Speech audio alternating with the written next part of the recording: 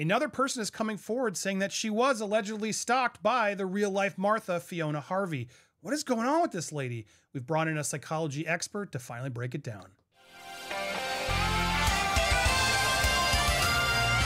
Welcome to Popcorn Planet. I am Andy Signor. I've had this question for a while. What's up with the real life Martha? I'm so glad we have Dr. Kirk here, Dr. Kirk Honda, Psychology in Seattle, the YouTube channel. If you've never seen it, check it out. Thanks for being here, Kirk.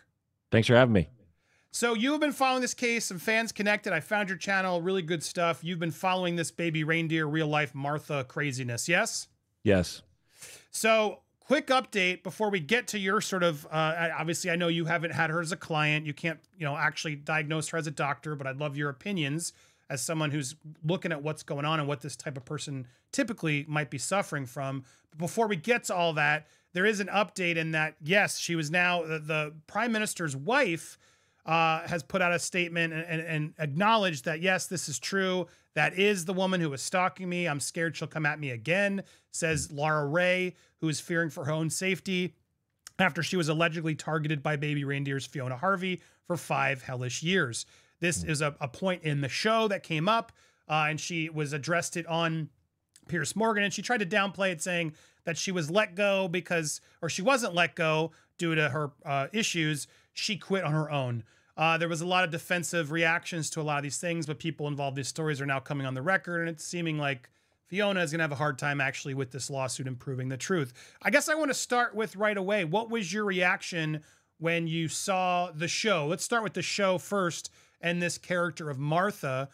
What alarm bells, rang for you as someone who focuses on psychology? What is this typically a cause of? Mm-hmm. Well, there's a lot of causes for stalking behaviors, one of which is what we call narcissistic personality disorder.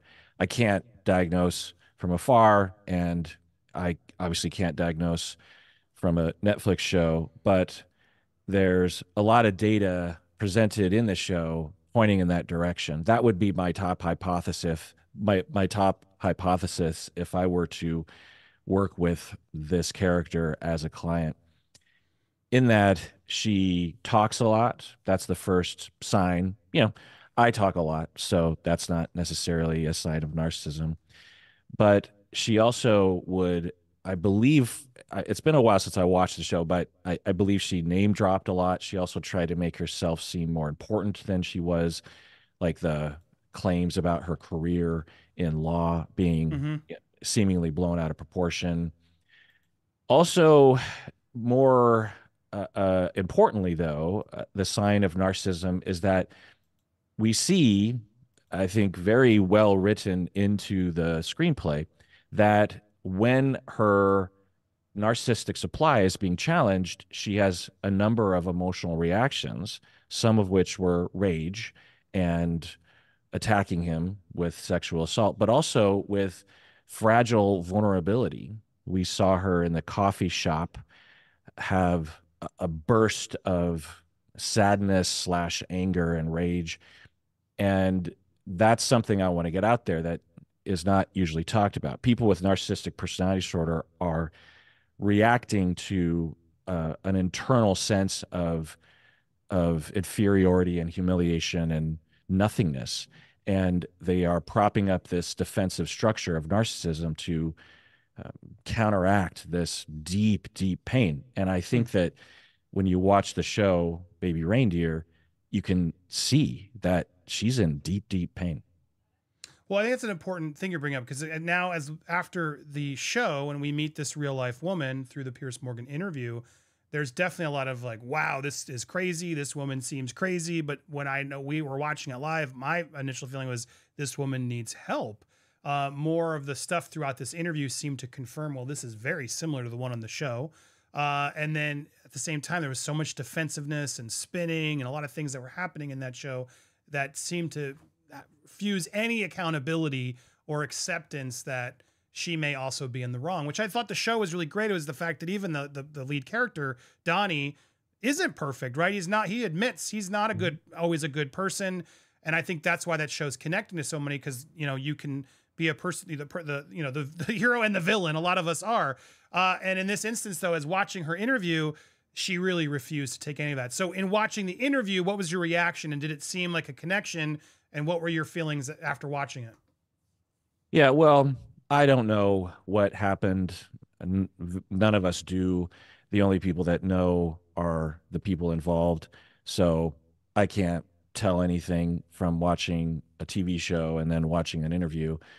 But I will say that the hypothesis that I had developed about the Martha character was furthered and supported by the presentation of Fiona in the interview.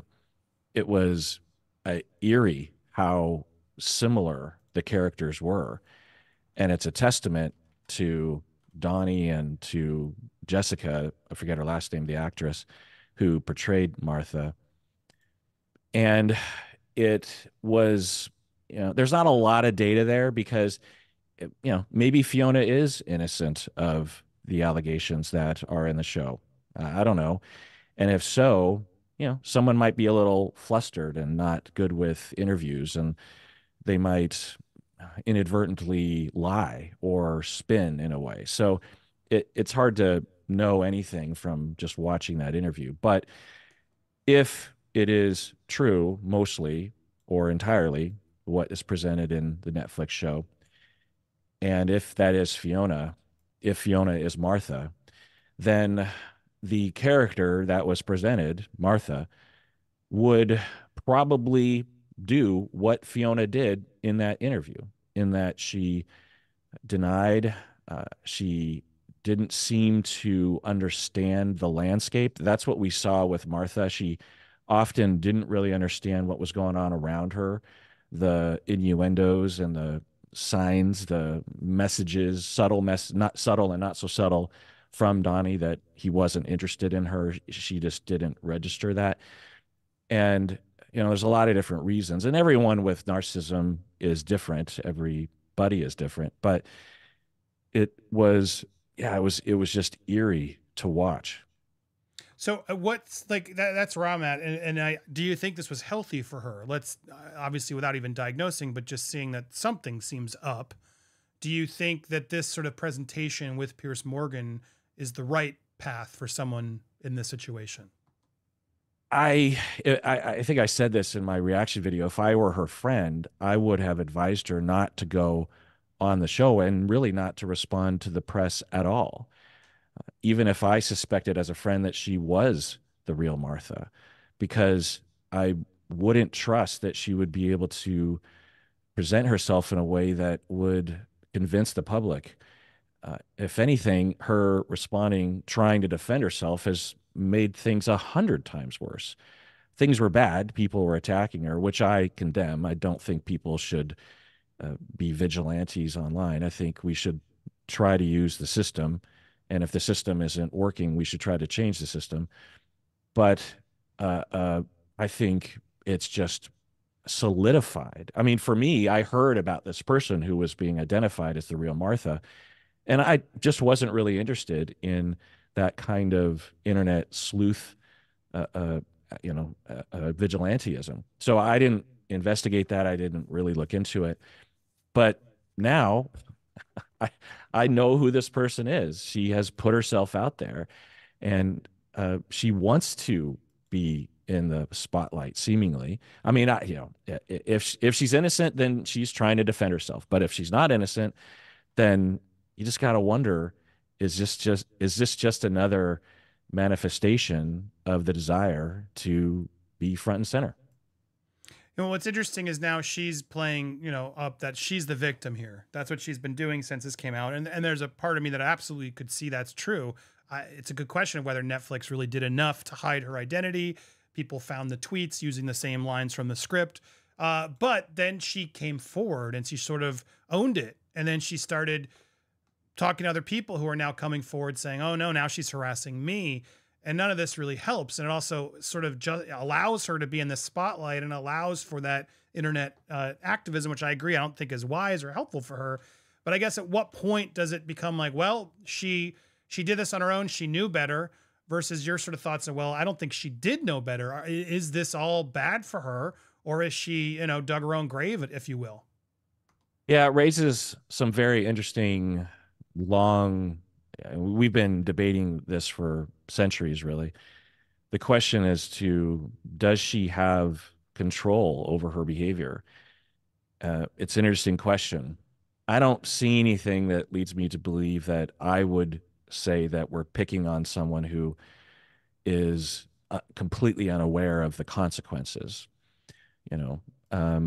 But at the same time, our motivations and our behaviors are, they can be hard to control and hard to interpret. Some people have extremely distorted views of what's going on around them, not in a delusional schizophrenic way, but in a personality disorder way. And, but another part of me is thinking, well, when Harvey Weinstein was implicated, I don't feel bad that everyone found out that he did horrible things.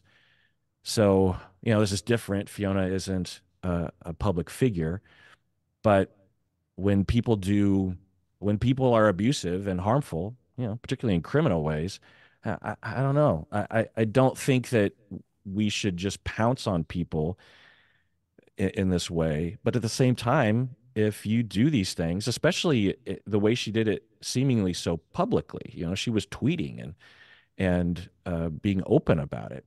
She wanted it to be out there. Harassing others too over the years too. It wasn't like this was a one-off case of a jilted lover. It seems like she has a history of this. Yeah, yeah, yeah, yeah. If you've ever been the victim of this sort of behavior, you probably don't have a lot of sympathy for someone that, as they say, f's around and finds out. Right. As we wrap it up, I'm just curious, like let's say let's say the Martha worst case scenario is what it is, and she is this person. Like, what can one do to get on a path of betterment? Is there a point where she could be too far gone, or where would you advise as an expert in this of like to someone like that, do less of this and more of this? Yeah, it's a good question.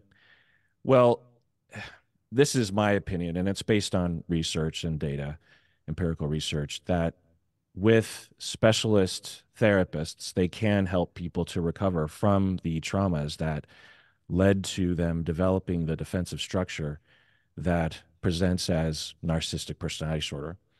It takes a lot of time and it's very difficult because the personality disorder interferes with treatment greatly and can prematurely terminate.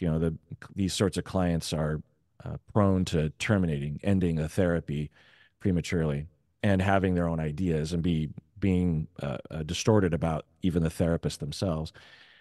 But I've treated people with narcissistic personality disorder. There's nothing special about me. I'm just one of millions of specialists, or I don't know, tens of thousands of specialists who work with these sorts of people. It takes a lot of experience and study and supervision and learning. But at my point in my career, 25 plus years in, I've developed that specialty. And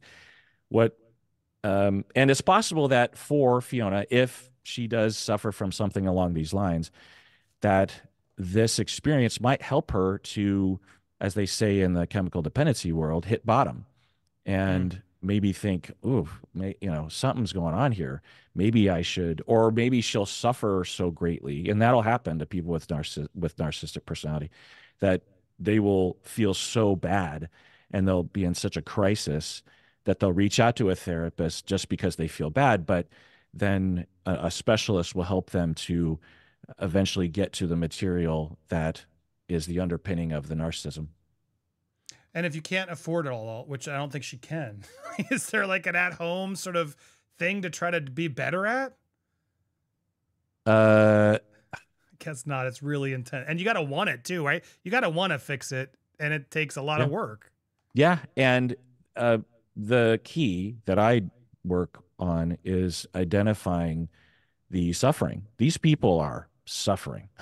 And that's the beauty of this show, Baby Reindeer, is that Martha, the character as written, was suffering, and she caused a lot of suffering, but she also was suffering. And when you can get the individual to identify that suffering as something that they deserve to work on and heal from, then you start to work in the direction of the underpinnings of narcissism. And, regarding being able to afford it, yeah, especially when you think about around the world, it's a problem. We need to be more humane and recognize that there are a lot of people with needs along these lines. And as a society, we benefit by allocating tax dollars for these services.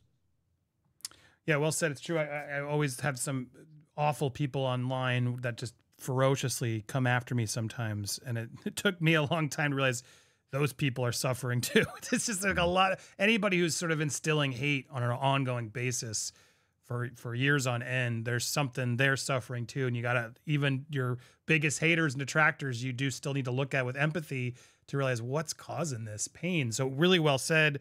Really good thoughts, guys. If you want to hear more from him, you can head on over to Psychology in Seattle to hear more of his breakdowns. He does other true crime cases and things, so check him out. Lovely having you here, sir. Please come back anytime. Anything you want to end as we wrap up? Yeah.